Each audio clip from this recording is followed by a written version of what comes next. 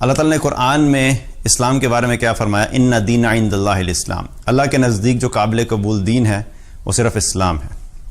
جو کوئی بھی اسلام کے علاوہ کسی بھی اور دین کو لے کر آئے گا اس سے قبول نہیں کیا جائے گا.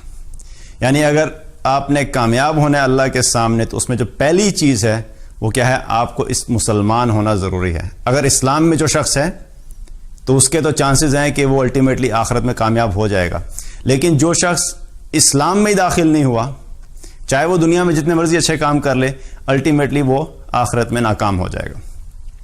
اس اعتبار سے کیا پتہ لگا کہ اسلام ایک بہت بڑی نعمت ہے، بہت بڑی اللہ کی طرف سے ایک کامیابی کا ایک ذریعہ ہے، اور یہ پہلا سٹیپ ہے.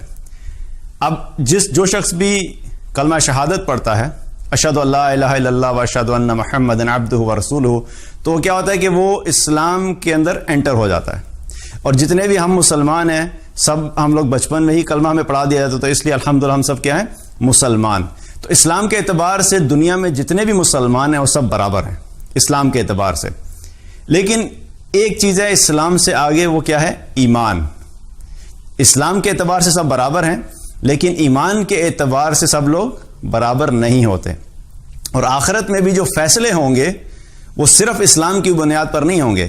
اسلام کی بنیاد پر یہ فیصلہ ضرور ہوگا کہ الٹیمیٹلی جس شخص نے زندگی میں کلمہ پڑھا ہوگا، چاہے وہ دنیا میں اس نے کوئی بھی نیک عمل نہیں کیا ہو اور وہ اپنے گناہوں کی وجہ سے جہنم میں چلا گیا، لیکن اس کلمے کی وجہ سے ایک نہ ایک دن اللہ سبحانہ تعالیٰ اس کو جہنم سے نکال کر جنت میں ضرور بھیج دیں گے. تو یہ اس کلمے کی طاقت ہے کہ الٹیمیٹلی وہ ضرور وہاں پہ جائے گا. ڈائریکٹ نہیں جائے گا، ٹرانزٹ فلائٹ لے گا وایا جہنم، جو ہے وہ جنت میں جائے گا. کچھ ایسے ہوں گے جو انشاءاللہ ڈائریکٹ جنت میں بھی چلے جائیں گے. اللہ سبحانہ تعالیٰ ہم سب کو ان میں شامل کرے کہ جنت الفردوس میں بغیر حساب کتاب کے ہم سب کو داخل کرے. تو اسلام کے اعتبار سے سب برابر ہیں لیکن ایمان کے اعتبار سے ویری کرتے ہیں. کوئی ایمان والا ہوتا ہے ہم جو کہتے ہیں یار اس کا ایمان بڑا اعلیٰ ہے، ہم کہتے ہیں نہیں اس کا ایمان بڑا کمزور ہے. آپ اپنے بارے میں کہتے ہیں نا یار ایمان بڑا کمزور ہو رہا ہے. کوئی دن آپ کو ایسا لگے گا کہ آپ نے قرآن پڑھا، اپنی نمازوں کو خشوع سے پڑھا، آپ نے کسی ایسی دینی مجلس میں گئے جہاں پر اللہ کا تذکرہ ہوا، دین کی بات ہوئی، اور وہ پورا دن اس طرح کے اعمال میں گزرا، تو اس دن آپ کو رات کو محسوس ہوگا کہ آپ کا ایمان بڑا تازہ ہو گیا اور ایمان بڑا مضبوط ہے. پھر آپ کسی دن جاتے ہیں اپنے آفس کے کام میں پھنس گئے، گھر کے کام میں پھنس گئے، کوئی مہمان آ گئے، اب آپ کی عبادات اس طرح سے نہیں ہے جو ریگولر ہوتی ہیں، آپ کی نماز میں بھی خشوع نہیں رہا، آپ کے قرآن پڑھنے میں بھی کوتاہی ہوگی، آپ اس مجلس میں بھی نہیں جا سکے جہاں پر اللہ کے دین کی بات ہوتی تھی. تو اس دن کیا ہوگا؟ آپ کو کیا محسوس ہوتا ہے کہ آپ کو رات کو ہی محسوس ہونا شروع ہوتا ہے کہ آپ کا ایمان کم ہو گیا. اسی طریقے سے انڈیویجول ٹو انڈیویجول ویری کرتا ہے. کچھ ایسے لوگ ہیں جن کے ایمان بہت اعلیٰ ہیں، کچھ ایسے لوگ ہیں جن کے ایمان بہت کمزور ہیں. تو ایمان کے اعتبار سے ڈفرینٹ لیولز ہیں. اللہ سبحانہ تعالیٰ کو وہ شخص زیادہ محبوب ہے جس کا ایمان اعلیٰ ہو. ابن ماجہ کی ایک روایت ہے، آپ صلی اللہ علیہ وسلم نے فرمایا، اس کا مفہوم ہے کہ اللہ سبحانہ تعالیٰ کو طاقتور مومن کمزور مومن کی نسبت زیادہ محبوب ہے. اور پھر فرمایا کہ دونوں میں ہی خیر ہے. اب اس کی مثال کیا ہے کہ آپ اپنی کلاس میں جب کمپیٹ کر رہے ہوتے ہیں کسی کے ساتھ تو آپ کی کوشش کیا ہوتا ہے کہ میں فرسٹ آؤں، لیکن اگر کلاس میں 40 لوگ ہیں تو 40 کے 40 فرسٹ نہیں آ سکتے. کوئی فرسٹ آئے گا، کوئی سیکنڈ آئے گا، کوئی تھرڈ آئے گا، اس طریقے سے ہوگا. تو ایک آپ نے کوشش کی، آپ نے فرسٹ آنے کی، لیکن آپ فرسٹ نہیں آئے. ایک شخص ہے فرسٹ آیا اور دوسرا ہے جو تھرڈ آیا. تو کیا کہیں گے کہ فرسٹ آنے والا تھرڈ آنے والے کی نسبت بہتر ہے. لیکن اگر آپ کسی کو جا کے کہیں گے کہ میں تھرڈ آیا ہوں تو تھرڈ کو بھی کیا کہا جائے گا؟ برا نہیں سمجھا جائے گا. تھرڈ کو بھی کیا کہیں گے کہ تھرڈ بھی اچھی پوزیشن ہے لیکن فرسٹ کی نسبت جو ہے تھرڈ بہتر نہیں ہے، لیکن دونوں ہی بہتر ہیں. کریکٹ. اسی طریقے سے سبحان اللہ، نبی صلی اللہ علیہ وسلم نے کیا فرمایا کہ دونوں میں ہی خیر ہے.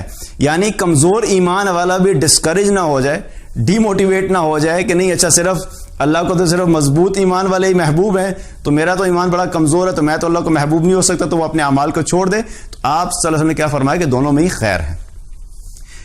اب مضبوط ایمان والا ہوتا کون ہے؟ ایک تو یہ ہو گیا، میں نے آپ کو بتایا کہ آپ کو ایمان کے کمپیرزن میں کر، جس کا ایمان زیادہ مضبوط ہے اور دوسرے شخص کا ایمان تھوڑا سا کمزور ہے، تو ایمان کے اعتبار سے جو مضبوط ہے وہ اللہ کو محبوب ہے. ایک اس کا یہ مطلب ہے. اور ایک اس کا یہ مطلب ہے کہ اگر ایمان میں دونوں برابر بھی ہو گئے لیکن ایک شخص ہے جس کو اللہ تعالیٰ نے دنیاوی اعتبار سے مضبوط بنایا ہے، اس کے پاس فائنینشیل اسٹرینتھ ہے، اس کے پاس مال کی طاقت ہے، اس کے پاس جسمانی طاقت ہے، اس کے پاس علم کی طاقت ہے، باقی دوسرے کے پاس یہ سب کچھ نہیں ہے، تو یہ والا کیا ہوگا؟ اللہ کے نزدیک زیادہ محبوب ہوگا۔ تو اس سے کیا پتہ لگتا ہے کہ ہمیں بحیثیت مسلمان اور بحیثیت مومنین ہمارا ٹارگٹ کیا ہونا چاہیے کہ ہم نے ہولسٹکلی کلیکٹیولی ایک اسٹرانگ مومن بننا ہے، ایک مضبوط ایمان والا بننا ہے، اور اس مضبوط ایمان والے بننے میں ہمارے ایمان بھی مضبوط ہونا چاہیے۔ ہمارا ٹارگٹ یہ ہونا چاہیے کہ ہمارے پاس مالی اعتبار سے بھی ہم مضبوط مسلمان ہوں اور ایمان والے ہوں۔ ہمارا ٹارگٹ یہ ہونا چاہیے کہ ہم جسمانی اعتبار سے بھی طاقتور ہوں، کیونکہ اگر ہم صحابہ کی زندگی کا مطالعہ کریں تو صحابہ میں آپ کو یہ تمام چیزیں ملیں گی۔ صرف ایمان کے اعتبار سے مضبوط نہیں تھے، وہ ایمان کے ساتھ ساتھ ان میں صحابہ میں جو تھے وہ جسمانی طور پہ بھی طاقتور تھے اکثریت، اور بہت سے ایسے تھے جو مالی طور پہ طاقتور تھے، اور پھر ایسے تھے کہ کسی کے پاس اگر جسمانی قوت ہے اور مالی قوت نہیں ہے تو وہ اپنی جسمانی قوت کے اعتبار سے اس نے اللہ کے دین کی مدد کی، اور کچھ ایسے ہیں جن کے پاس جسمانی قوت اتنی نہیں ہے لیکن مالی قوت ہے، انہوں نے اپنے فائنینشیل کیپیسٹی کے اعتبار سے اور فائنینشیل اسٹرینتھ کے اعتبار سے اللہ کے دین کی مدد کی۔ اور جس کو اللہ نے تینوں دے دی، یہ تو پھر نور علی نور، یہ تو اللہ کی دین ہے اور اللہ کی تقسیم ہے، اس کے اوپر انسان کچھ نہیں کر سکتا۔ لیکن ہمارا ٹارگٹ کیا ہے کہ ہم نے اپنے آپ کو بحیثیت مومنین، بحیثیت ایمان والے، ہم نے اپنے آپ کو اسٹرانگ ایمان والے بنانا ہے، مضبوط اور طاقتور ایمان والے۔ That should be our aim and objective.